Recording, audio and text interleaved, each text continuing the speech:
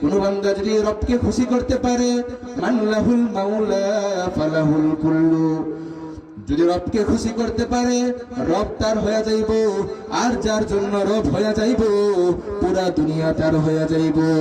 মানলাহুল মাওলা ফালাহুল কুল্লু, রব যার হয়ে যায় পুরা দুনিয়া তার হয়ে যায়।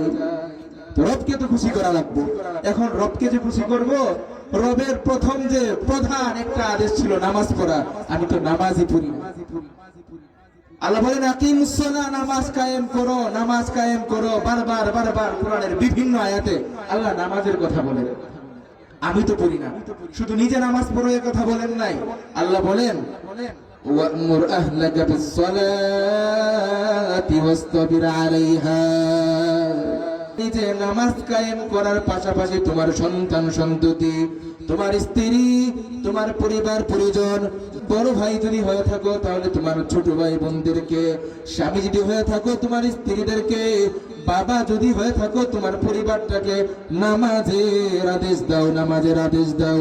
ওয়া'মুর আহলাকা বিস-সালাতি, তুমি তোমার সন্তানকে, পরিবার পরিজনকে নামাজের আদেশ দাও। ওয়াসতাবির আলাইহা, এবং তুমি নিজেও ওই নামাজের মধ্যে অটল থাকো, এই নামাজের মধ্যে অটল থাকো। পুরস্কার কি, লাভ কি?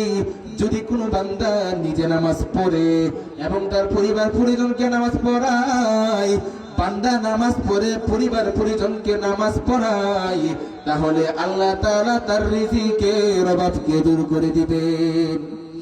লা নাসআলুকা রিজকা, আমি রব তোমার কাছে রিজিক চাই না। নাহনু নারযুকুকা, বরং আমি রব তোমাদেরকে রিজিক দান করি। যদি কেউ নামাজ পড়ে 5 ওয়াক্ত, তার পরিবার পরিজনকে নামাজ পড়ায়, মাওলা বলেন আমি তোমার কাছে রিজিক চাই না, বরং আমি রব তোমাদেরকে রিজিক দান করি। রিজিকের পেরেশানি আমি রব দূর করে দিব। কত পেরেশানি, কত চিন্তা টেনশন, কি ভাই এত দৌড়াদৌড়ি কেন করো? দুনিয়ার পিছনে কেন ছোট?